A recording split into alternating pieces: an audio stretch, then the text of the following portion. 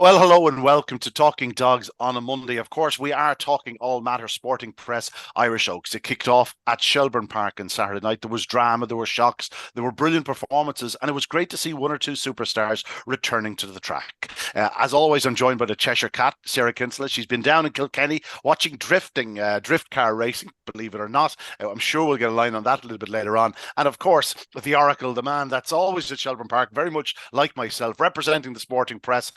Declan O'Donoghue. Declan, firstly, we'll start with you. The Oaks is back. Yet again, the sporting press involved as sponsors. The longest standing sponsorship in Ireland. It's great to be involved in. I suppose for the sporting press's end of things, what is probably most important for breeders and owners in Ireland, the Oaks. It's such an indelible part of our industry. It's such a huge event, given the fact that we are a nation of breeders. For sure. We've been associated with so long, I can't even remember a time before. It wasn't sports press Irish You, shows, you to be don't honest you with don't remember Mecca? I'm sure I do. I'm sorry, I'm sure I should, but I Yeah. don't. But no, it's a fantastic competition, and again, it will pick up as it always does going through the rounds. We'd won a Stanley performance in the first round, mesmerising performance, and maybe the others. It's a little bit slow to get going, but I'm sure we'll be down to three qualifying now, and it'll move on. It'll move we on very, very we can't quickly. touch on that mesmerising performance for a couple of reasons. Druby's Mandolin returning from a layoff. For last time we saw her, she was leaving us wide-eyed and jaws open in the Winter Racing Festival. She did something similar again on Saturday night. It was a good day for Pat Dobbs because, as your other sort of guys, you're an equine Yeah, journalist it's a as well. brilliant day He had actually. a Yeah. wonderful, wonderful treble at Newmarket. He did, yeah. And one of them maybe a bit lucky with the stewards. They didn't inquire into something, but he's a brilliant jockey. He's a brilliant guy, and it's Yeah. fantastic. And actually, in credit to Robert Leeson as well, because so many other superstars were coming back from a long, long absence, and I'm afraid it didn't shine at all. Yeah. So to have this one so perfectly primed and away she goes, it was just brilliant. Yeah.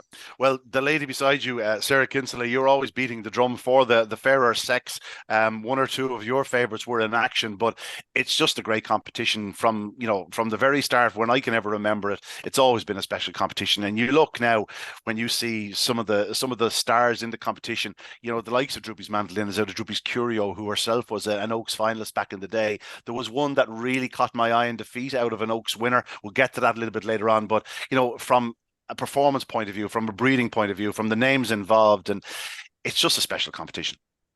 It is, yeah, and I have fond memories of the Oaks just as much as the Derby. Like, and my dad was telling me stories of his cousin Noel Kinsella, God rest him now. He used to have all the Lispopo dogs. He had great success in the Oaks as well. They had brilliant bitches down through the years, but Droopy's Mandolin was so special. Like as you say, a few of my favourites were Ratdown Molly 365, Droopy's Mandolin. I love them all, but as you were chatting to people in Shelbourne, like the fact that Boyle Sports Coco's not there, Ballymacdanic not there, Bucko's Crystal's not there, Sing Along Dolly, the stat, like so many top class bitches are missing, but the competition is still top class. It's the most competitive Oaks I've seen in a long time. You can correct me if I'm wrong on that, but I think it's a sensational lineup, and the betting market suggests the same as well. But look, I wasn't really disappointed with any performances. I think you were just more blown away by Droopy's Mandolin. Like I was Yeah. talking to Robert when she was coming off the track, and I just said to him, I was like, fair play to, like, I grew up around a similar age. Like I was like, what you've done with that bitch, like 6 months, and he kept I'd me. like I'd like to point out that Robert definitely looks older than you, but no, if you shave the beard off, that Ah, might be a different scenario. you're not in a position to be commenting on age now, are you? Looking all right now, to be honest. Go on But anyway. yeah, I said, like, he was like 6 months there. He said she hasn't raced in 6 months. And she had her or her prep run in Waterford, wasn't it? Kilcone. She had her trial down there. So yeah, look, an excellent night of racing. I had plenty of drama on the night, as we know, but yeah, she was just breathtaking. And there was some obviously other excellent performances that we'll touch on in a bit, but she was definitely the standout. Yeah, I will say, you said correct me if I'm right or wrong, but it definitely is an open and competitive Oaks because Ruby's Mandolin will still need to be doing everything right. But I dare say when it is priced up again today, after draw has gone up, she will be a clear favourite. And I would imagine if you're getting 3-1, I'd say you'd be lucky. That doesn't mean she's home and hose because this is razor sharp. And you mentioned, some very, very talented bitches, Sing Along Dolly, Bocco's Crystal, Undulation's not there, Rushy Meadows, and others, Drupy's or Ballymacdanic who's in season. the one thing about all of them is they are real 550-yard bitches. Whereas the Oaks, you need to have a razor sharp one. Most Oaks titles are won by a bitch off the front with sensational early speed, and we have an absolute lorry load of them. Let's get into it. We'll start with the opening heat, which of course didn't happen because it was voided soon after the race. For those that didn't get to see it, it was an absolute epic contest, Declan. We had 4 bitches in a line with about 50 yards to go. Unfortunately, the hare had been tripped on the way past in between the first 2 bends, where it speeds up on the second lap automatically into the escape. Whatever way, there's a 2-trip situation. The first trip tripped and it sat under the second one. And therefore, it got to a point that it was just a freak incident. Like, it's a 1 in a million situation. It happened, but it was going to be some finish. As it was, Epic Chick was there. Droopy Zelda was in the there. Ballymac Run was challenging, and Sober Sparkle had shown big pace as well. I didn't really get to see it back again, but I know it was going to be a very, very tight finish. As it is, we don't exactly know which of the 4 have gone through. We believe Droopy Zelda and Lucky Lady may have been withdrawn. We're still waiting on the draw. Obviously, with all the confusion on Saturday night, the draw was delayed until today. By the time you're watching this, the draw should be made. But it was an epic contest. Sadly, we had no winner. Exactly, yeah. There was 4 of them going to the line together. I think Droopy's Zelda was still just about in front and could well have held it. They were lucky in so many ways. There was loads of trials before racing, and one of the big advantages of having trials before racing is it can sort out problems with the hare. We the first race went out with any problems. And sometimes there are things just think the very first heat of the Isle of Sprint on the opening night, there was a traps malfunction, and the first heat of the Sporting Press Oaks, the hair breaks down. These things happen. We were on the game a long time. It is unfortunate. We were looking at a 4-way photo finish there. Definitely it was, and it was right at the line. Practically, the hair stopped. Oh, it's inside the last 10 yards. Like it's probably 5 or 6 yards from the line. Like, it's just so unfortunate. Like, if it held on for the 15 yards, we're fine. You know what I mean? But of course, there would be 6 owners going home feeling that they were the unlucky losers, and we've all been there too. That's okay. That's fair enough. Listen, I've seen fellas that were beaten 25 lengths, never got a touch, feeling they were a little unlucky. Let's move on, because obviously that was the one sort of damp spot on the evening. But from there on in, it was just unbelievable. The second heat went to Sawdust Storm. Mert Lahey had a good night. The Sawdust Storm can run a bit. She's 6 wins from 23. She's a daughter of Droopy Zero, who has been really throwing them. Obviously, in this same litter, there was some stars. The Carrick dog that won the unraced last year. This year we have Droopy's Metaphor, Carrick Kino, who we'll be mentioning later on. Sawdust Storm, bred to be fast, and certainly is fast. Made its own look in the opening corner. Was on the inside of Glenpervy Puka and Cero Glady, forced his way through. Beretta Reba then came up the inside and caused further problems. All of a sudden, Sawdust Storm is left clear, and she goes on to win in 28:33. Cracking start to the Oaks, I say, Sarah, despite the fact it was Heat 2. But she's a talented lady. Again, she's one that could certainly go a few rounds. Oh yeah, definitely. I was surprised by. I didn't know too much about her coming into the Oaks. I had tipped up Crogue Lady, who's just not hitting it at Shelbourne. She's just not getting used to the traps there. We see her down in Tralee. She was absolutely pinging out. So I'd like to see. I don't know where they're going to go with her next, or if she gets through every round. Like, I'm not sure what the plan is, but I'd like to see her hit the lids in Shelbourne, because I think she could do something special. Beretta Reba as well for the Kellys ran a cracker. She's been running well in Shelbourne for the last few weeks, and Scooby Countess, I think, got in as a reserve, didn't she? She ran a good race as well. But Mert Leahy's kennels are flying, aren't they? That bitch ran really, really well. Won by a length, 28:33. Yeah, very, very good performance. Beretta Reba in second spot. She's a good measure, Declan. She's been running consistently at Shelbourne Park. She's very fast. She has her own little tendencies. She's a little bit kinky, I think, but she can run. She's doing 28:40 in second spot. Great to see Scooby Countess back in third qualifying. She's just not quite firing at present. Jennifer's hopeful that she can get her back to her best. She was put in as a reserve. I think that shows where Jennifer feels she's at. But having qualified, you never know. We've seen this happen before, Declan. She does 28:82 in defeat. She could take off yet. Absolutely, and for sure. Crogue Lady, I thought, was a bit unlucky this time. But I wouldn't take away from the winner. And Mort is such a wonderfully consistent trainer all year long. You know what I mean? He's sort of always in top form, top shape. She's very good. She'll keep going through. I would think she'll keep qualifying. It was a good heat, and it is nice to see the contest one as well, because you're right. They go 2 or 3 rounds and suddenly they can take off once the ability is there. I was watching the golf last night, and one of the players, Hovland, near the end of it. Victor He Hovland, actually, before it began, he was playing so badly for the last few months, he wasn't going to take part at all. And I think he was afraid of being fined if he didn't. And he ended up nearly winning the thing. So you just never know in sport. Yeah, he went from playing like me to playing like Tiger in his prime. I tell you what, that's some gap. Yeah, Carol Glady, I've long said I believe she could be an Oaks contender. If she finds that trapping, if she finds, as Sarah said, the trapping that she was producing in Tralee, I think she has stunning early speed. Like, I think she's a 1580 bitch to the third bend if she hits it, and that's more than enough to put you into the Oaks contention. Again, we'll just have to wait and see if she does find her trapping boots. But yeah, certainly one I'd be taking out of the contest too. On to the second or third heat, Mustang Sally 2860, and this was definitely one of those where it shows where you want to be out in front. She was able to dictate her own racing line, and it just so happens that Dealish Nora and Mikey's Millie wanted to be in the same position as her, and they just kept getting chopped off and cut off. And you got to say that off the final bend, Mustang Sally kicked again. It was a fine display. Dolores Ruth knows how to land them there on the big night, and Mustang Sally, while she has a bit to find on the clock, Declan, that early speed is going to serve her well. It will, and she's a professional tracker. She's very good. It's good for Dolores, because obviously it's sad that Boysports Coco it can't take part. But yeah, she did well. There's a couple of hard luck stories behind. They're getting in each other's way, I thought, a bit.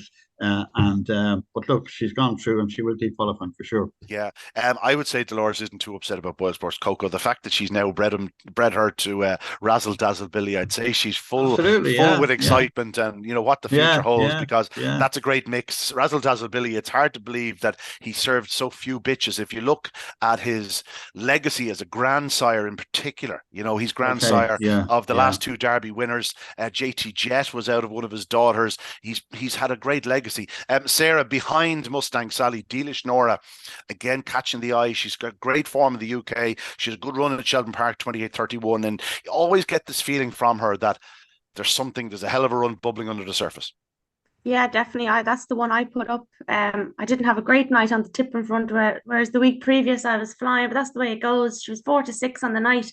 Like, as you mentioned, Mustang Sally, that early pace is crucial for her, and it's going to get her through a lot of rounds. Because I actually really didn't fancy her in this heat at all, and I thought she ran an absolute cracker, 28:60. Yeah, it's not the fastest of the night, but it was still a very good performance. Like, she's been around the track since she ran in a final in Clonmel. She got to the semi-finals of the Select Stakes. She's not a bad bitch, hope Mikey's Millie's okay as well. I think she got turned over, but she got up and finished. It wasn't a bad fall. It was one of those awkward ones. She just slipped and then sort of rolled on her back, but she was up and racing on fine, no problem. Yeah, but she's a regular at Shelbourne. Desperately lucky, you know what I mean? Yeah. Because if she'd actually got through at the third bend, she'd have won the race. And as it was, she's denied certain qualification. Yeah, your heart has to go to Connections. Velvet Duchess ran okay in third spot. She's yet to produce her very best Limerick form, elsewhere. But I would say there's a hell of a run left in her. No, a good contest, but Mustang Sally, she continues to ride Sally ride, as they say. On to the fourth heat of the Oaks. A lucky Julie. Sarah, I'm going to lead with you here. 1-2 for the 2 bitches that were in the Select Stakes, but a reversal of form with a lucky Julie. I suppose living up to her name, Doobie's Fidget looked certainly into the third bend had she got through the gap, but she was forced to check because Flasserade just cut her off at that point. Flasserade having shown terrific early speed for Mert Lahi. Doobie's Fidget forced to check, and a lucky Julie then got first run at her. She's very strong, as we saw in Waterford, and she charged through to win in 28:42. Hell of a run when you consider you're coming from third spot. I thought another big run by Doobie's Fidget. Obviously, for those that backed her at 4-7, that's no consolation, but I think 2 bitches that can certainly go deep in this Oaks. Oh, they certainly will. I got a great kick out of a lucky Julie winning. I have to tell you, I love Jerry Melia and Mary Melia. They're just lovely people. Anyone that meets them will say the same. I was chuffed for him because I think he was a bit apprehensive about the trap draw, and I was like, oh, I think she'll run well. And I didn't think she'd win. Now, I'll be honest with you, I put up Droopy's Fidget myself, but my God, a lucky Julie has serious pace. If she just trapped and broke, she would do some run. She's a special lady, and I think she'll go really far. I think I actually put her up last week as an each way selection, and I don't even know what price she was, but she'll be a lot shorter now, I'd imagine, after that performance. But yeah, and Droopy's Fidget as well. Like, I was looking up when I had time before when the weigh-in was happening, so I stayed in the middle of the track and I was taking pictures of all the bitches coming in and the sun beaming down on Shelbourne Park as the place getting ready for the Europa League fan meeting point. And like, Droopy's Fidget looked a picture. And she was posing for the photos, like, she was sticking her head up in the air, loving life. So she was. Her coloring helps. White and blue Yeah, it bitch. does. You don't see too many of them. She's quite No, distinctive. she is very distinctive. Yeah. So look, it was a brilliant performance by a lucky Julie, and definitely one I think, dare I say, should reach the final if she continues to run like that. Yeah, Declan, I just want to mention here while we have the moment, Jerry Mealy having a winner on Oaks first round night. Jerry Mealy obviously lost one of his great friends, as did Greyhound Racing, on Saturday with the passing of John Dever. There would have been a time John would have been leading up at Lucky Julie, on this occasion. He'd been a little bit sick of late, but it was a shock. It was a shock passing. Our sincerest absolutely. Heartfelt condolences to his family and friends. Just an absolute dyed in the wool Greyhound man. He used to tease me when I first started commentating at Shelbourne Park and Harold's Cross. It used to do my head in when the previous crowd used to call out the weights and runners, and it'd take forever. They're really slow. So when I got the opportunity, I used to race through them, and John had always slagged me, going, "Would you ever slow down?" He says, "I'm struggling to get all those weights and runners down." Rarely missed a night in Harold's Cross, and in recent times Shelbourne Park. A great friend and a great ally to Jerry Mealy. Again, Jonathan, his son, had a runner at Shelbourne Park on Friday night, finishing second. Templeville Meg, she ran a hell of a race in defeat, but a bit of a shock, especially to the Dublin Greyhound community. And I probably get upset here. I mean, it's just unreal. John, to me, was 6 nights a week when we were 6 nights a week. Every time I saw him about 2 weeks ago in Blackrock. I didn't know he was ill. I didn't even know that. It's just unreal. And Jerry Mealy, it's I mean, the idea of Jerry Mealy winning the Oaks anyway would be the most popular winner, I think, of all time. But for John involved, I'm just too upset to say anything. He's just a gorgeous guy, an absolute gent. I'm sorry, I can't say more. Sorry. Sarah, you've been around the kennel areas for the last. I'm going to be careful here now. For the last few years, you would have known John. He was a gentleman, a dry wit. Would be afraid to have a slag, but great character and going to be greatly missed. Oh, of course, a wonderful character. It was a shock, as I say. Like, none of us knew he was sick. I suppose I don't know how long he was sick for, but it was definitely a shock. It wasn't like, don't get me wrong, it wasn't a bad illness or anything like. I was talking to Tony Grassick, whose daughter is obviously married to Jonathan Dever. So Tony would be more informed than most, but it doesn't make it any easier. No, it doesn't. And I've great memories of him from Harold's Cross, as Declan touched on. Like, I spent my childhood there, and he was there every week walking out Jerry's dogs, and he'd be the first person to come over and talk to you and say hello, always smiling. A great judge of a dog as well. So look, he'd be looking down on Jerry now throughout this Oaks, and all our hearts go out to his family and friends. It's really, really sad. Yeah, no, absolutely. Full agreement there. Again, our sincerest condolences to his son Jonathan, to all his family, to all his friends in Shelbourne Park, and in previous years in Harold's Cross, of course, where which was such a special place to John.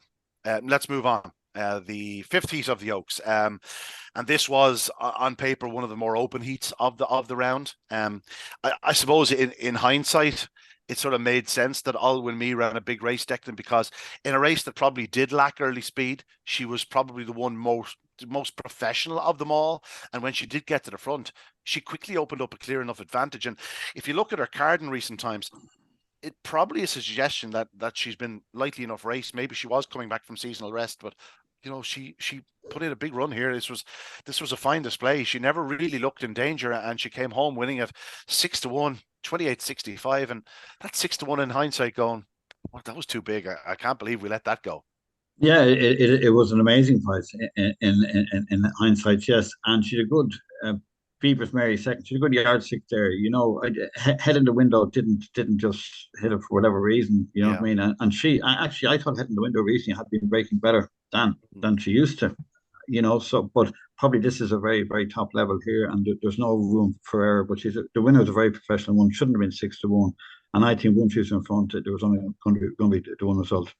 While I don't think she'll win an Oaks, she's the type you don't want to be drawn outside, if you have an early pace lady that needs to be on the bunny, because Alwood Me is a model of consistency into the opening corner. You just need to look at her card, whatever with the opening sectionals. She tends to lead in her races. That means she's flying from that opening sort of sectional into the corner. So yes, she's certainly one to keep an eye on. Sarah, early speed wins the races. It does, yeah, especially in the Oaks, as you touched on earlier on with some of the bitches that aren't in it. They're more 550 bitches. She's an out and out 525. I think this time last year when she first came to Shelbourne, she won and she was doing 28.58 or something like that. So yeah, she, as you said, model of consistency, and a great win for Oliver Canavan as well. And I thought Beepers Mary was a bit unlucky. She kind of checked or got cut off or something at the third bend, I think it was. So she was a little bit unlucky. But she's a bitch that I think will go far as well. She'll just need, I think she's a little bit draw dependent, you could probably say. And priceless on ice as well. I tipped up head in the window. Not sure if she'll get through as one of the fastest forwards. She's doing 29.17, so it'll be touch and go. It's up in the air, but I believe it is for to qualify.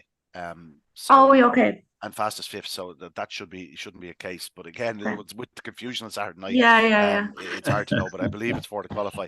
I want to mention prices on ice. Obviously, she won as Highview Emer during the week, the previous week, and she was withdrawn from the final on Friday night.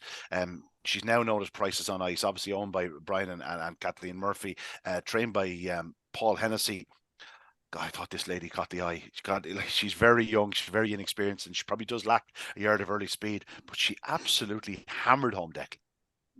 She did. I have a pet hate about these late name changes before races. As do I. And I generally go by Highview Emer in a commentary because it's on the card, I make a Highview Emer because whatever name is in the morning paper to run, that name should be in the paper the following day. However, she's a brilliant bitch, and I'm delighted for the Murphys and Paul who have got her. I don't know if she's a 525, to be honest with you. But she's a very exciting career ahead of her. It's a very good purchase. And credit to the Merrimans yet again for producing these exceptional greyhounds. It really is a conveyor belt. It's unbelievable, Declan. And in particular, the bitches. They have, if you look at their dam line, look, every one of them could fly. I was just thinking the other day, I put him in the same league for that as Liam Dowling, and it doesn't get any better than that. It just doesn't, No, it really doesn't. No, that was Heat 5 of the Oaks. On to Heat 6. We've mentioned it already, Droopy's Mandolin. Declan, she led into the opening corner. She looked sort of nearly a bit at sea around the opening two bends. She drifted off. She went in a length and a half in front. She came out a half length behind. And by the third bend, she's back in control again. It was impressive. But when you consider Droopy's Adele was the bit she was passing, and her running is generally down the back straight. That's where she does her running. The fact that Mandolin outpaced her into the third bend is testament of where Droopy's Mandolin is. This was an unbelievable run. Of course it was, and anyone saw the results, saw 28-12 compared to the West End, assumed this was a trap to line job. It was nothing of the kind, and a very good. Droopy's Adele is top class herself, and I think she could go quite a way in this competition. And it was a superb performance by Robert. And as I said, all the other doubts coming back, they do take a chance of doing that, even when there's 4 qualifiers. But this one was absolutely on the ball straight away. And she had to be, because Droopy's Adele gave her one hell of a race. On a similar track next week, it'd be no surprise if she did 27.90. This was that type of run. Like, she throws away 2.5, 3 lengths, and she does 28.12. It was just unbelievable. Kynite Case caught the eye. She was obviously an unbelievable second in the Shelbourne Open 600. She was off the pace early. She flew down the back, stayed on very strongly. She's a fast lady, Sarah. There's always one or two big finishers that sort of sneak through the rounds. Who knows? It could be Kynite Kate this year. Yeah, the lads were having the laugh with me on the Kynite Kates, because you remember after the 600 I said on here with you on my video when I was recording, he was celebrating too early at the first finish and they were having a good old skit with me there on Saturday night, and I was like, come on now lads, you have to, it's the first. That's because you were telling tales. That's because you were telling tales. Yeah, well, it's on video, so, but you know what, I was only having the crack with them, and they're good sports, like, do you know what I mean? But yeah, I thought she ran a cracker. Look, the fact that Droopy's Adele and Droopy's Mandolin were neck and neck, like at one stage, and then Droopy's Mandolin just goes, I've had enough of this, off I go, and wins by 3.5 lengths in 28.12. And I wouldn't mind, but some of the reports I was getting throughout the evening was like, oh, the track's a bit heavy, and then 28.12's done, it's like, it ain't heavy. Yeah. It's like that song, You're Not Heavy, He's My Brother. Oh my God, I'm showing my age now. But yeah, she ran an absolute cracker. The price reflects it as well. The fact that she hadn't ran in 6 months and she was 1 to 2 favourite. Like, Everyone Yeah. loves her. She's very, very special. Anytime anyone's writing about her, you run out of superlatives. When you're talking about her, she's just special. They're all special. Don't get me wrong. Jesus, this is a great Oaks, but she really just has star quality, doesn't she? She does. Yeah, she certainly does. Ballymac Wendy was the fourth qualifier there.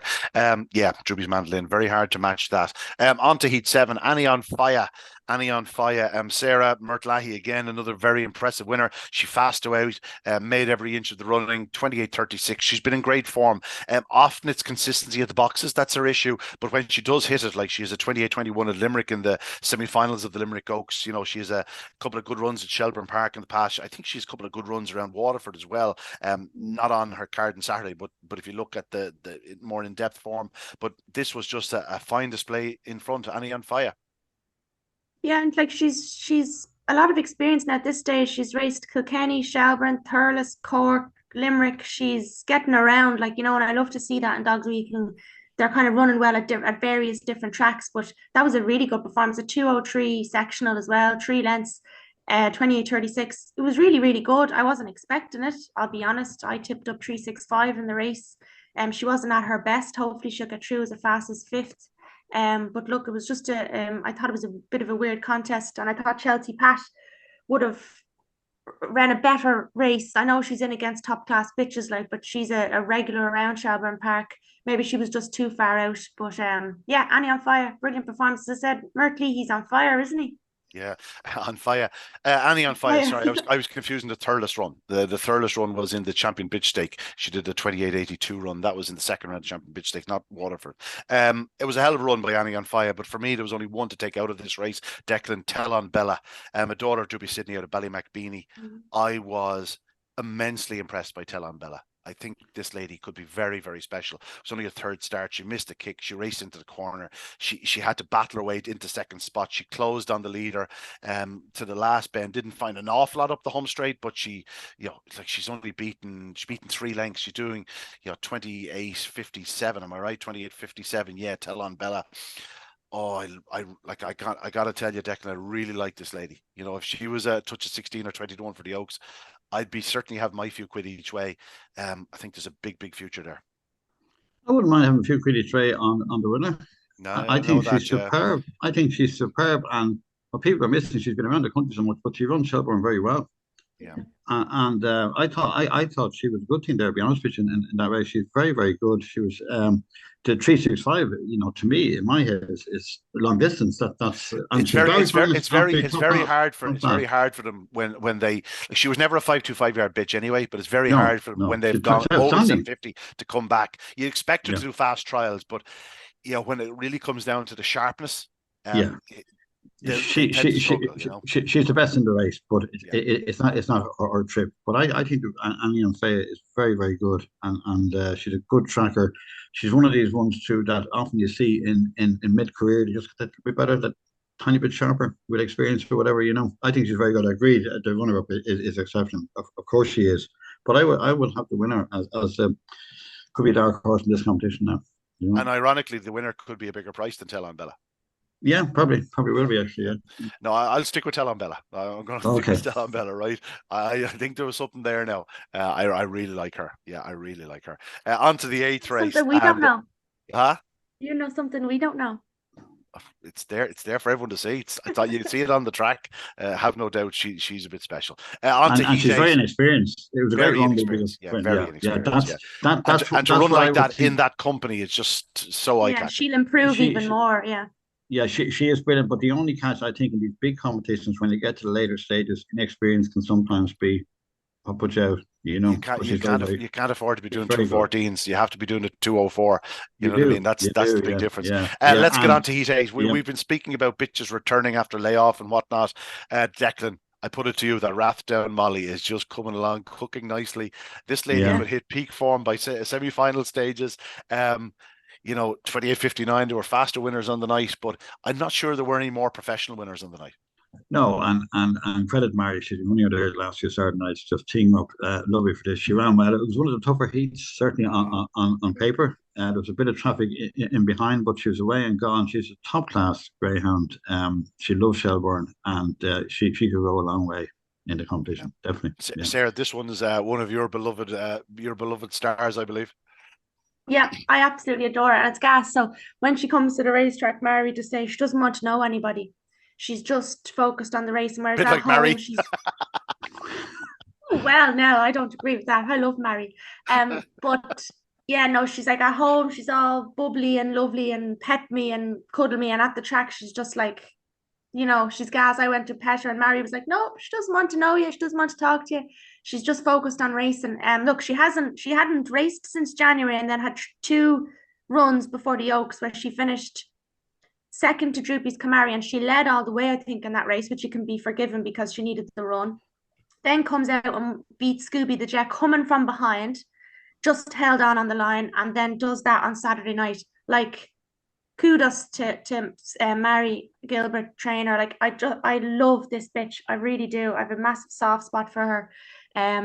Again, I do think she is draw dependent. She'll need the inside, not necessarily trap one, but I wouldn't like to see her out in 4 or 5. Like, do you know what I mean? I hope she gets good draws throughout the Oaks because she's a special lady. All you have to do is look at her card.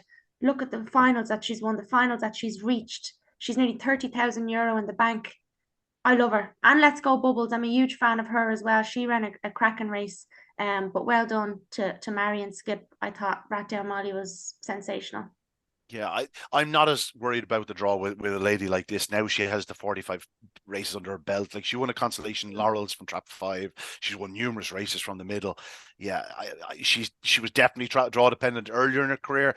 I'm not so sure it's as important now, especially given the fact she's so professional. Like, look at her sectionals: 208, 207, 203, 206. Like, just. Yeah. Like, she's flying. She does a 210 the other evening from Trap 1. She probably does actually break a bit better from when she's off the fence. But no, I think she's a serious Oaks contender. Droopy's Camari was third, but I really like the way she ran. She raced into the corner. She's in front on the bend. She just doesn't quite clear it. Rathdown Molly just forcing her way through on the inside. Let's Go Bubbles runs an unbelievable race, Declan. Like, she's out with the washing after that opening bend trouble, and to come through and be beaten only 3 lengths. Like, obviously she's bred in the purple. We know she's a Puppy Oaks winner in the past. She probably is more of a 550-yard bitch, but I'll tell you one thing: she certainly has an engine to go deep as well. In some respects, to my mind, it was one of her better performances. Actually, when you look at it, as you said, she had terrible trouble, and she had to pass serious dogs against her. And she tracked well. She's getting better. Actually, I think she is more 550. I would agree with that. Yeah. Yeah, fast ladies. That could end up being a very decent heat. Obviously, Rathdown Molly, Let's Go Bubbles, and Julius Camari. They're 3 very talented. It probably was the best heat of the evening. Yeah, really, certainly in terms of the top 3 home. Moving on to Heat 9, Sunshine Zoe. She's been regular at Shelbourne Park for quite some time. She flashed out. She made every inch of the running. 1 or 2 of those in behind probably didn't produce their best form. Piccadilly Attic was second. She was basically second from the opening corner. She's a sister to Telon Bella. She has a couple of very eye-catching lines of form. I'd assume she'll come on considerably for this. She does 28.86, but she'd done a 28.36 trial in her previous outing. I don't know whether the track was going back a little bit as the evening goes on. That's what I felt the previous week. Maybe it was just a case of, Sunshine Zoe and Lincoln Legacy. Like, Sunshine Zoe she's probably absolute foot to the boards, 28, 60, 70 these days anyway. And then Lincoln Legacy, who just isn't the stoutest of stairs, wins the last heat. But let's talk about Sunshine Zoe. Obviously, Ollie Bray is a man we've known for a long time, Sarah. He's great with this sort of bitch. While she's not top class, she's certainly talented enough to win a heat of this nature, and given her early speed, she's one you wouldn't be ruling out any night. Yeah, look, Ollie Bray is one of the best trainers in the country. But as you mentioned, she probably is about 28.60 at best. So it's hard to judge what the track was or wasn't. But look, it doesn't really matter. She won, and she ran really well. 6-1 as well. I had put up Ravenswood Elsie, who just didn't happen for her, and she's been running exceptionally well there in the last few weeks. Like, she's a special lady who has serious pace going into that first bend. So I'm not sure if she'll get through as a fast as 5th or how it works. She's doing 29.12, which you'd like to think might. I believe she'll go through, but again, with the confusion, Yeah, we have to Take a wait look and at the see. draw, and if she's in the draw, she's Yeah. through. Obviously Until enough. we see it in front of us, then we can't say anything. The Yeah. king of obvious statements. Yeah. Yeah, I agree with you. I was fancying Ravens with Elsie a little bit too. She didn't quite get the start that she's been producing, but yeah, there's no Yeah. question she can run a bit. Piccadilly Yakutsk second. Born to Perform will certainly come on for the run. She's obviously returning after a layoff, and you'd imagine she'll improve considerably for it. Probably a little bit better of a run in defeat than it sort of looks on paper. Yeah, sorry, I thought you were going to Declan for that one, but no, I do like Born to Perform. Not a whole lot of racing on her card. I think she got to a final of something in Clonmel. I don't really know too much about her, to be honest, but she will definitely come out from that. Her trial was 28.55 coming into this. So yeah, definitely one to keep an eye on. And she's in good hands as well, isn't she? With Jennifer O'Donnell. So yeah, she knows a bit about it, all right.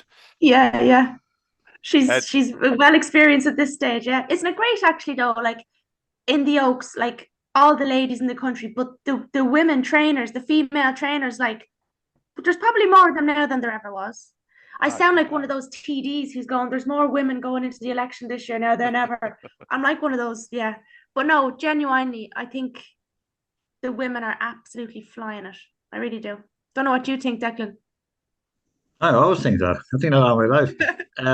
But yeah, I tell you, we're just talking about experience there a minute ago. Just looking at it now, like Ravenswood, who was brilliant. I love Ravenswood, but she'd only had 8 races. Yeah. Now, if you look, Sunshine Zoe is racing every Saturday night, and that might have been just the difference. Just on the outside, that might have been the difference. Callaway Annika is very good. She didn't get a run at all. There was whatever crowding on the run to the bend, but that's the game. You got to get out there. Piccadilly Attic, I was impressed with. She hadn't been racing Shelbourne before. She done a trial all right, so she was good. And I mean, the fact that Jennifer had one of her very good ones as a reserve, and she had this one in running, that's a tip in itself. Do you know what I mean? Yeah, So yeah, I think they're all good in that heat actually. They're all good, and as most of the runs we saw on Saturday night are good. That's why they're in the Oaks. But I don't know what to take out of the heat, but they're 6 good runners, that's for sure. Yeah, I know what you mean. You sort of can't really take the heat on its merits as such, with the exception of the winner who just does everything right and wins. She's brilliant. You would expect each of the remainder to go much faster next time out. You know Yes, what I mean? yes, yes, and also Sunshine Zoe used to stay very well, but she gets to 5 to 5, no problem at all. She strengthened up she with stays age. a lot better. Obviously, a couple of seasons and whatnot, she's strengthened up. Yeah. On to the final heat where Lincoln Legacy. Another one of those sort of, as I would describe her, an Oaks type bitch. She has blistering early speed. She's massive down the back straight. She's a short runner. There's no question about that. She's not the stoutest of stairs. She opened up a clear advantage. She wins by half length in 28.77. But Declan, this is a bitch that's doing 28.20, I'd say, some nights to the third bend. She's very, very fast. Short grip will qualify in fourth. Just didn't quite happen for her. I thought it was a very tricky heat in the sense where there was real early speed in it with Lincoln Legacy. Abbyside Spice finished last, but we know exactly how fast she is into the opening corner. It wasn't an ideal draw for Short Grip, and yes, she was sent off the even money favourite, and she coming in off the back of a sensational performance in the Limerick Oaks, but didn't quite happen for her. But she's through. She lives to fight another day. But I thought Lincoln Legacy was a tremendous winner for Pat McGee. She really does have sensational pace to the third bend.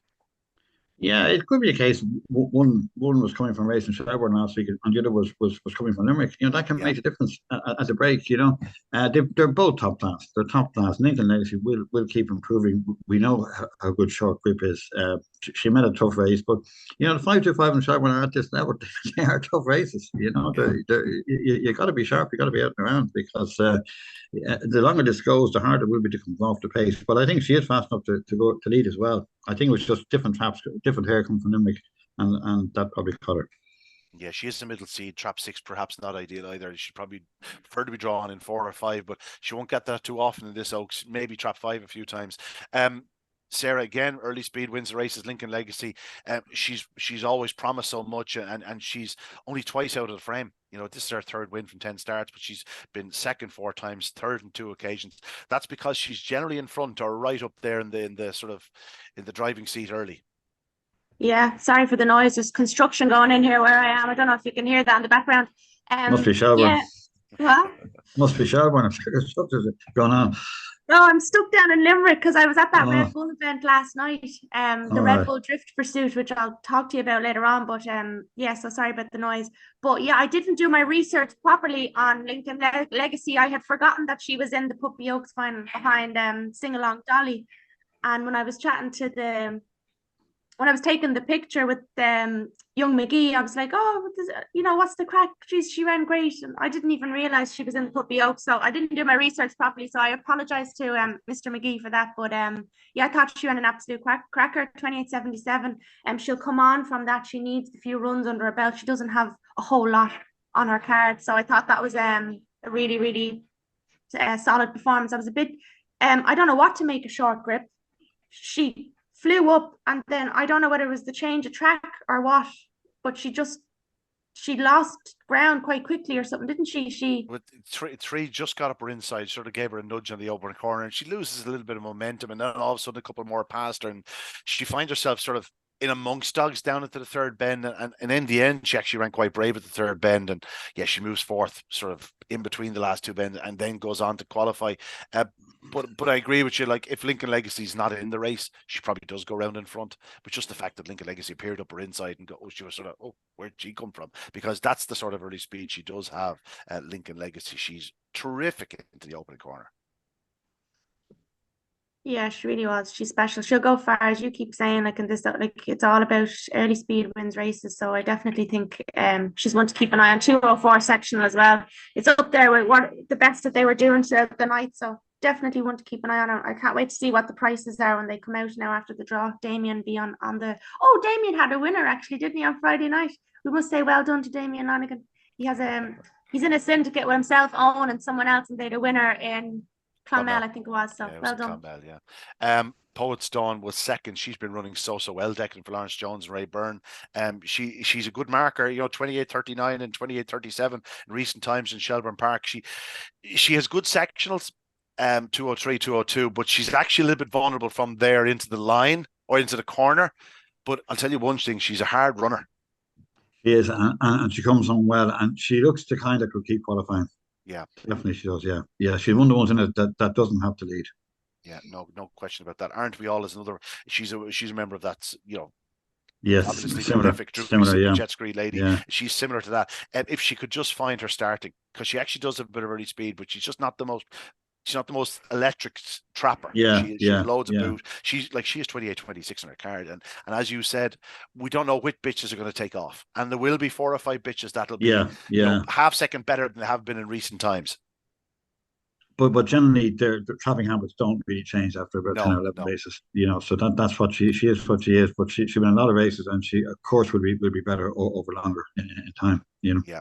No, Cracking Oaks, the Sporting Press Online edition Irish Oaks.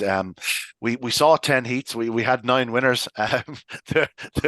They have sorted out. The draw should be online by the time you're watching this. So the very best of luck to everyone involved. It promises to be an unbelievable Oaks, but have no fear. Drubby's Mandolin will be clear favourite in the morning. There will be some each way propositions outside of her. Declan, anything in particular catching your eye that you might sort of be keeping an eye out for in the betting?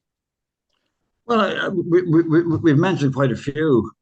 Sarah was saying Lincoln Legacy, that early pace, we'll keep. Obviously, Ratdown Molly is going to be there, and she's so consistent. She knows every grain of sand in Shelbourne. She is a serious player. I agree with you, actually. At this stage, I don't think the trap throw is too important to her, but she does like the inside, obviously. The one I mentioned earlier, Annie on Faya. I think she is one of those ones that could go well at a decent price, Yeah. And as you said, the runner up there, Tell on Bella. The only problem is that was only her 4th race tonight, and that's gonna. You feel that's going to come against her somewhere along the way. Yeah. But she's very good. The only thing is, she could be on race 9 by the end of the Oaks. You know what I mean? And even still, but she has to get that far. She has to get that far. Listen, even in the juvenile derby, the puppy derbies used to be down the years. The most experienced dogs generally won the final. It's one of those strange things. I'm just going to throw something at you. Hang on a second now. Yeah, Ballymacbeanie was on about her 10th race when she won it. Her dam. She was and she is a runner in this, actually. One of the ones she's Tell on Bella. Yeah. And history could repeat it, and you've Owen McKenna in your camp too, which is not a bad thing. You know what I mean? But just looking at it overall, you would worry about the lack of experience. That's the one thing. But I'd suggest that Crafty Shivu was probably only about 9 or 10 starts as well last year. Possibly, yeah. Maybe it's more common in the Oaks than in other competitions. I hadn't really thought of that. Sarah, anything catching your eye? outside of the obvious ones, maybe Born to Perform, and maybe Kyanite Kate, just to keep getting through at some nice prices. But outside the obvious, like, you know what, you know me, I tend to stick to the favorites. I'm all about Rat Down Molly. Um, I think she will definitely go very, very far. I hope she does. She deserves it. She certainly does. She certainly does. And you'd imagine if avoiding traffic, she should be there in the closing stages of the Oaks.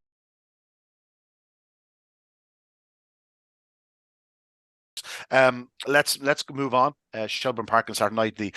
I suppose the feature race was the €7,500 to the winner, Shelbourne champion 550, and Sarah Carmack King made it 6 in a row. He has again justified our faith in him. He looks a very talented greyhound. I think the 29:34 was very similar to his previous night's run. I suggested last week I thought the 29:66 was probably 30 back, just judging by the way the card was going. 29:34 off the front. This was over within 2 strides. Yeah, I mean, I've just you can only really say one thing about this dog, and it's wow. Like, I absolutely love him. 6 in a row is not an easy thing to do in Shelbourne Park. Week in, week out, like from the 6th of April up to the 18th of May. I'm looking at his card here. He's won every single week. I spoke to the owners and Owen McKenna afterwards when we were walking to the podium, and I was like, well, what's the crack? What's the plan? Where are you going? They said they'll know on Monday. So if you're speaking to Owen today, or if I'll be talking to them later on, I'll find out what the story is with him.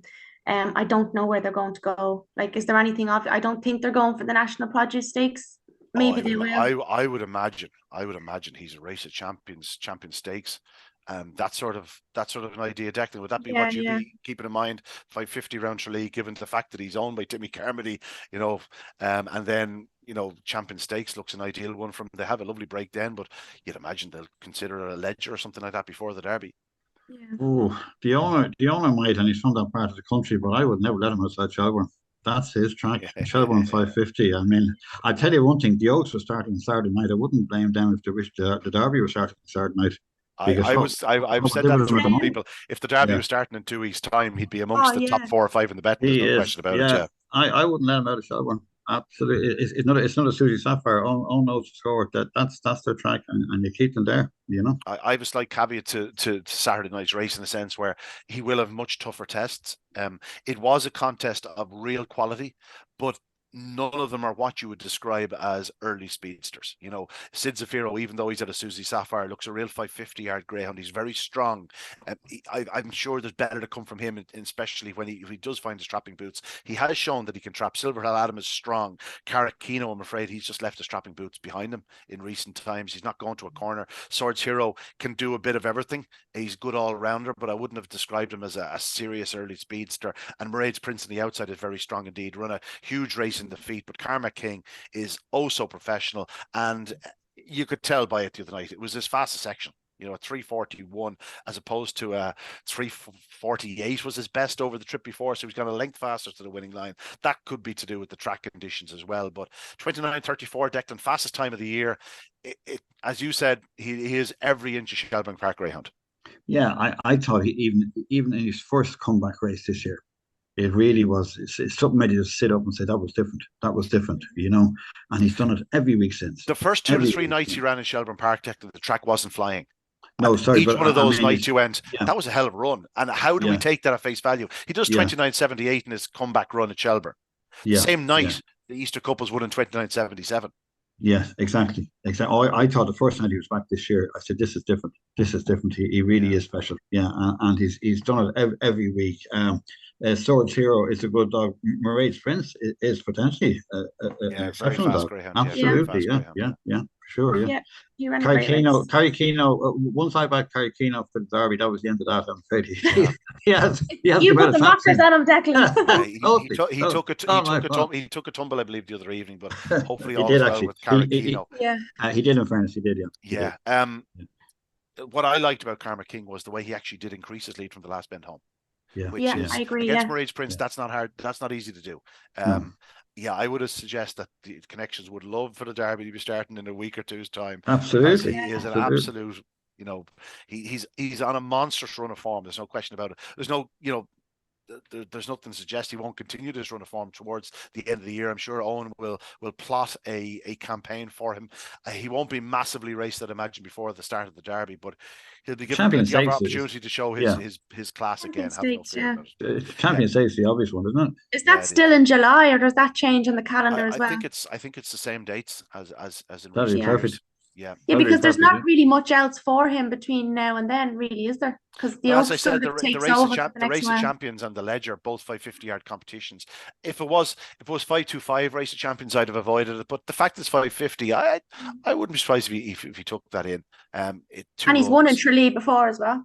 Yeah, 80 or 70 down there. I think. He has plenty of experience now, and the fact that he's had these series of runs at Shelbourne Park probably suggests that he's just gained from experience more so than just the track. I think he's here to stay. No matter what track he goes to, I'll be keeping an eye on him anyway. That's for sure. Let's go back 24 hours at Shelbourne Park. We had the 2 semi-finals, the Island Bridge Open Sprint, and Sarah, I suppose it's not the first time we've ever said it, but this fellow Graham Holland can train a greyhound. He had a brace with the 2 semi-final winners.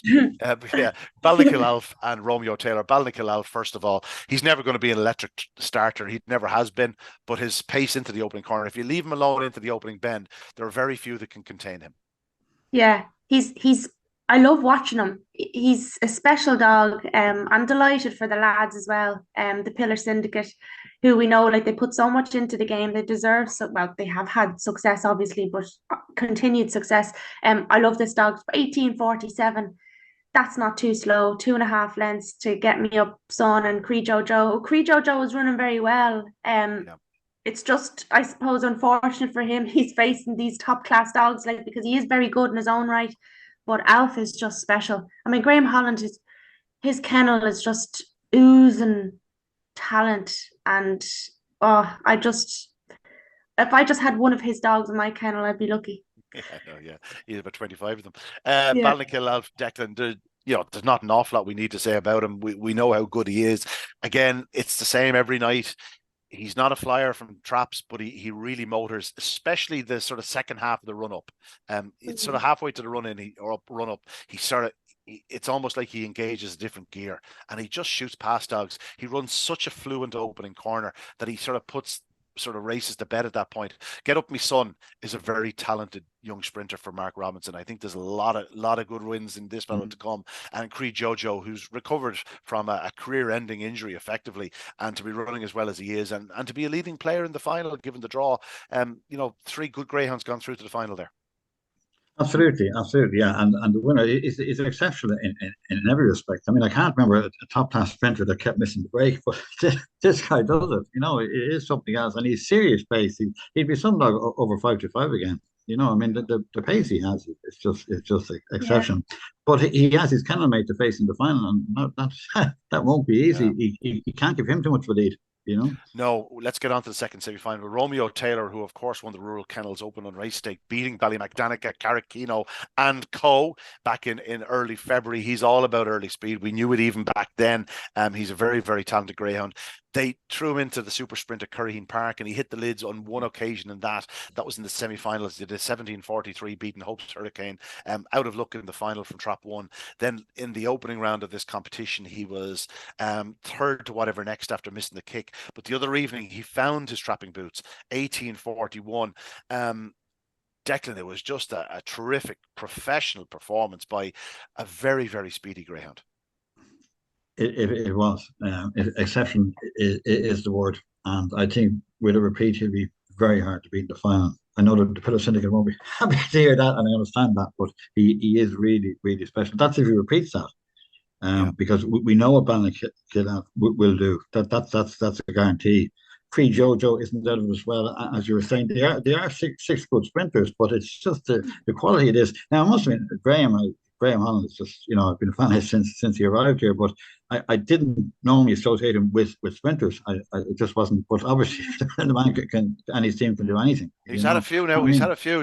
He has. Not Glass Billy was a sensational sprinter for him. And if you think at the moment, he's trying to win an English Derby as well. Yeah. You know what I mean? So it's fair cooking, I think that's what they call an embarrassment of riches, Declan. Right. Yeah, but listen, it's like Willie Mullins and Gordon Elliott. It takes organising. You Yeah, know, it does, of course. Yeah. people say they've saved 200 horses. Well, I tell you, it's not easy on a sale with 200 horses. The You know what I mean? logistics must Oh, be a nightmare, an nightmare, absolute nightmare. nightmare. Yeah, And yeah. let's You have look at to the have a final good draw. team. Yeah, of course you do, and it Of does. course, Like yeah. obviously, it's family as well, but apart from his family, he also has 3 or 4 others there that are helping out every day, and Must have it indeed. Yeah. Yeah, must be yeah, just a yeah, well-oiled operation. And yeah. looking at the final, Sarah, obviously the first thing you're going to look at is where are Balnakill Alf and Romeo Taylor in relation to each other. Romeo Taylor is out in 5 as an inside seed, and Balnakill Alf is in 4 as an inside seed. Nothing's going to be easy for the pair now, especially if the likes of Creed Jojo or Get Up Me Son took a flyer from the inside. Just the draw has thrown it a bit more open than we sort of may have expected. Yeah, I haven't seen the draw to be honest with you, but the way you're saying it there, yeah, it'll definitely throw a spanner in the works and something could creep up on the inside and just run away with it. But Alf has that pace. Yeah, he might not be absolutely shooting from the traps, but if he gets a run at them, he won't be far away because he has that pace. I mean, he's 28-10 over 5.25, doesn't he? Like he's a special greyhound. Romeo Taylor has good form over 5.25 as well, but this is a sprint, so I have to forget about the 5.25 form. And I think maybe Hawkfield Scar could be one that could run a big race. But yeah, look, it's an obvious one for me, Balnakill Alf, but the trap draw will be all important. So maybe for a bit of value, I'll go with Hawkfield Scar. Declan, you'd love me to give you the choice after 5 yards, wouldn't you? Yeah, just to mention the unlucky one I thought on Friday was whatever next. You know, Yeah. he or she. No, it's a she. Yeah, She is I going to got be that very wrong good. myself the first night. Yeah, It's a yeah, she. Yeah, she it is is a going to be she. very good. She only had Yeah. a few races and she looks quite exceptional. But I mean, have you ever really seen a sprint in Shelbourne without trouble in the first and second bend? I can't remember too many of them, you know, and she was gone. But of course, also you're up against exceptions here. I mean, the two winners are just they really are in a league of their own. And to be honest, it's hard to see anything other than the two of them, one of those two winning it. That's great respect to all the other fans, but that's the only way to read it, you know. Just looking at the fastest times of the year, Romeo Taylor is obviously the fastest time of the year, 18:41. Behind them, Sure. Balnakill Alf 18:47, Balnakill Alf 18:47, Balnakill Alf 18:48. If you look back to 2023, the fastest run of the year was shared by Road Exile and Balnakill Alf 18:48. Next fastest, Balnakill Alf 18:52, and then you go back to the sixth fastest run of the year, 18:55 by Balnakill Alf. I think we're seeing a trend here. Balnakill Alf is going to do about an 18:47, 18:48. And if Romeo Taylor doesn't take the same start he made the other evening, yes, I think 18:47 is going to be good enough to win it. Yes, it will. And given the fact that Balnakill Alf is drawn on the inside of Romeo Taylor, I would suggest Romeo Taylor will be a clear second favourite, but I think Alf is guaranteed to go off sort of even money 11-10, is he? But the staggering thing about all that stuff that you read out there is that none of those nights did he break.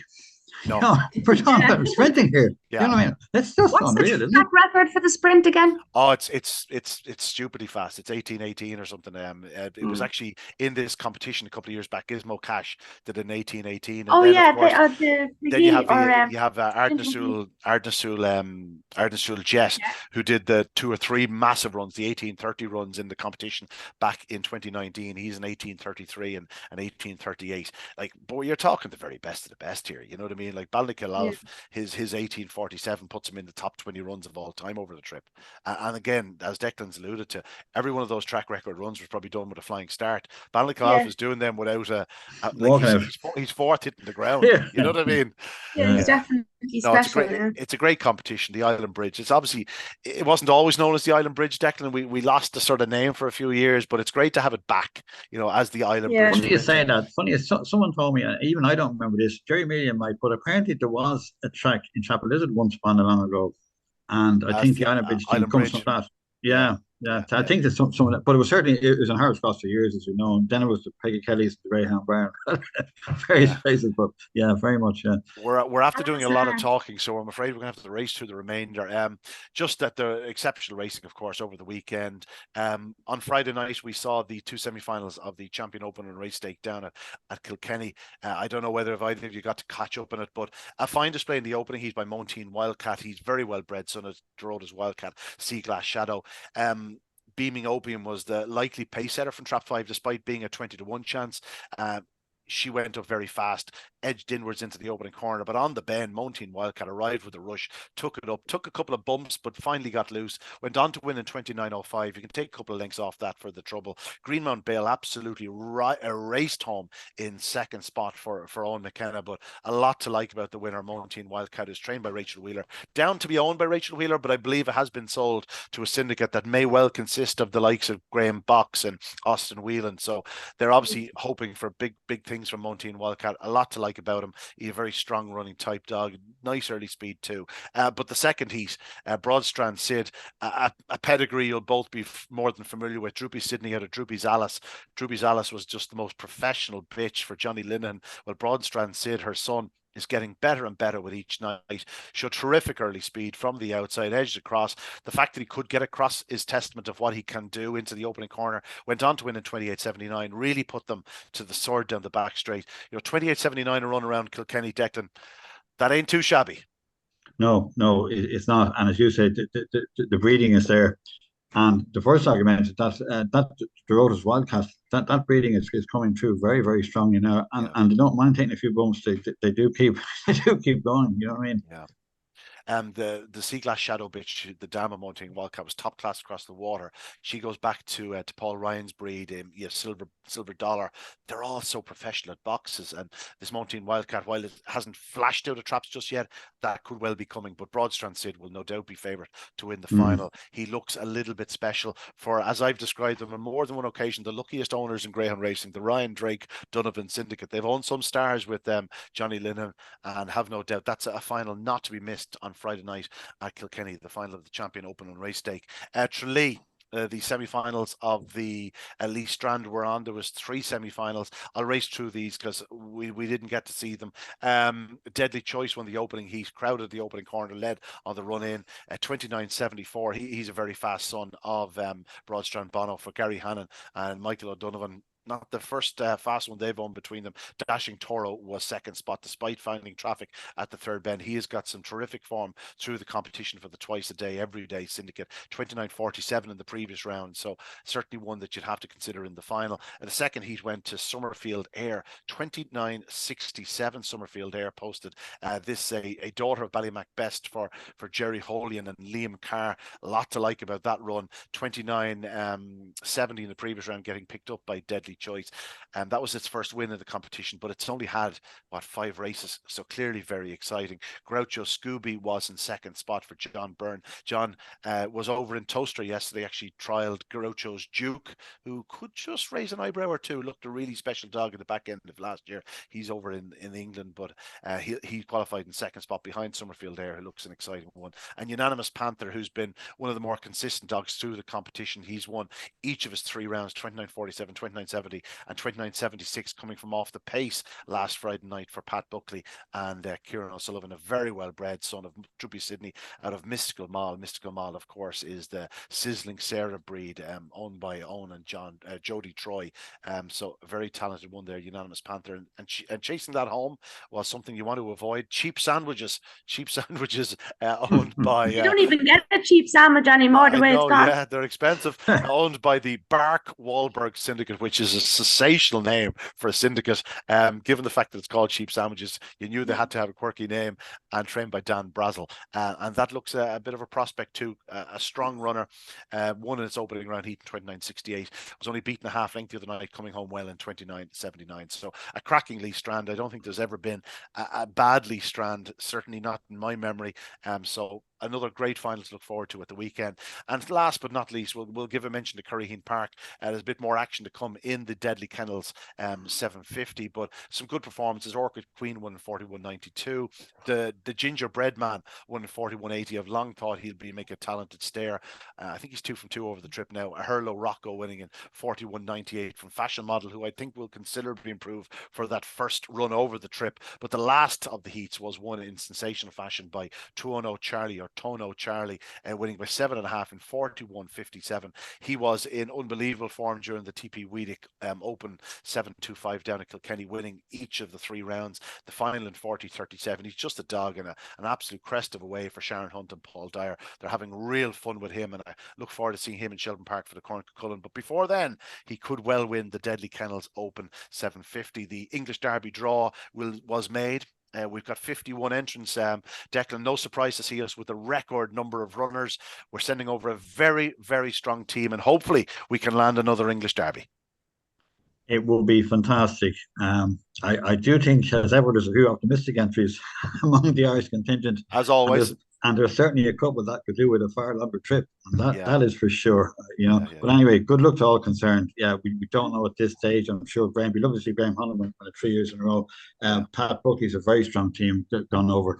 We'll know a bit more when we see the full draw and after the first few rounds. But we should hope to have about 3 or 4 finalists anyway, and we can take it. It'd be nice.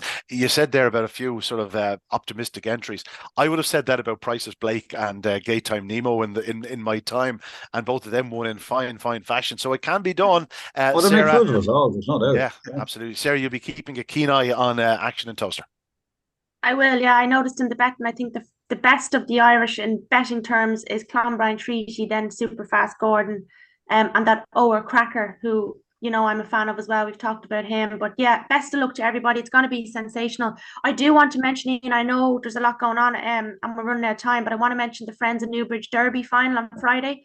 There's €3,750 to the winner. I know you have a lot to cover, so I'll just throw it in. Lilu, Southfield Duke, Lodgefield, Mag for the trainers, Coonach Paddy, Victory Lane and Southfield King. Quick mention to Keith Powell, the fact that he got Southfield King and Southfield Duke by DeRoche's Wildcat, who Declan was touched on there a few minutes ago. They were first and second in that novice unraced stake in Shelbourne, winning $4,000, and now he's in another final, the Friends of Newbridge Derby A1 550. Very well done to him. Cracking final.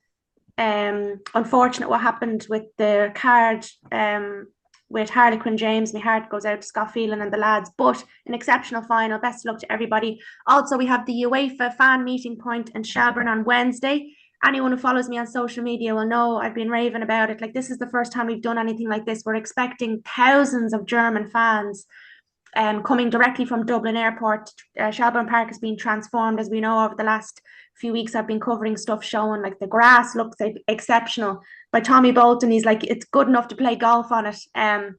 Derek, Garvey, Dave, all the lads, Owen, they've done tremendous work. There's new gates, there's new ramps, there's walls being knocked down.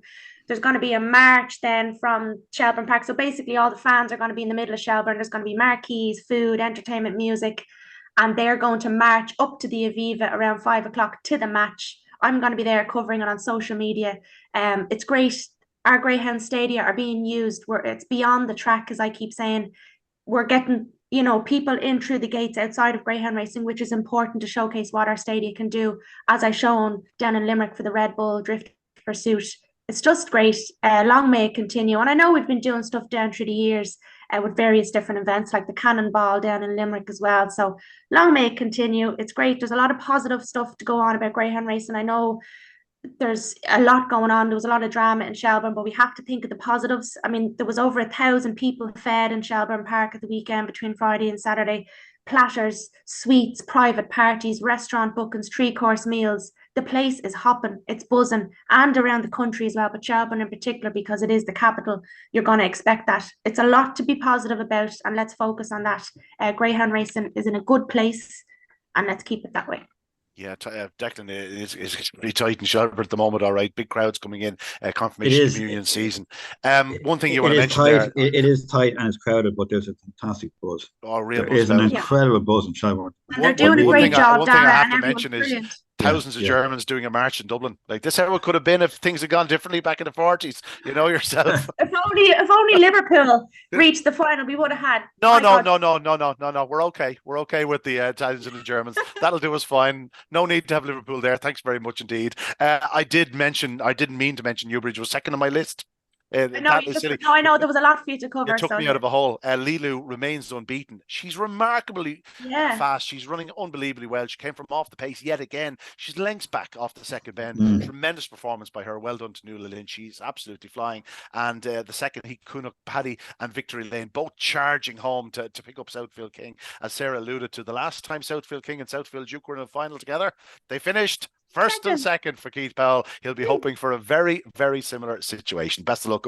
And all in the Friends of Newbridge Derby. It was. Wouldn't it be great if the trainers won it though? Come on, like Lodge for your mag, wouldn't that be special? Like, you know, Dave, like Davies, you know, and we wish him, we hope he's okay, and he's, you know, it is sad, but wouldn't it be great?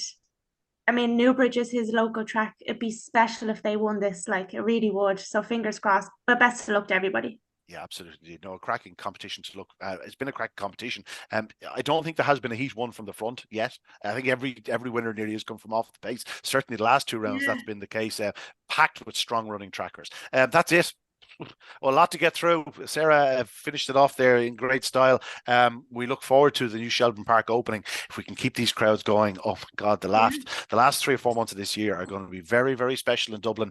And pencil it in. You better get yourselves up to Shelbourne Park to witness the new Shelbourne Park. But that's it from us on this Monday evening. Best of luck to everyone in a final or in a competition over the weekend. We have a wonderful Sporting Press online edition, Irish Oaks, to look forward to. But again, best of luck to anybody in the Lee Strand, in the Newbridge Derby, the Champion Open and race, some very special racing, some very special greyhounds, and of course, best of luck to all taking part in the Star Sports TRC English Derby commencing at Toaster on Thursday evening. I'm actually in London myself tomorrow for a preview of the big competition, so we'll look forward to it, and I'll be over there telling people that the Irish are going to win it yet again. Hopefully, they don't kick me out of London. But that's it. We'll talk to you next week. Good luck. Good evening. God bless.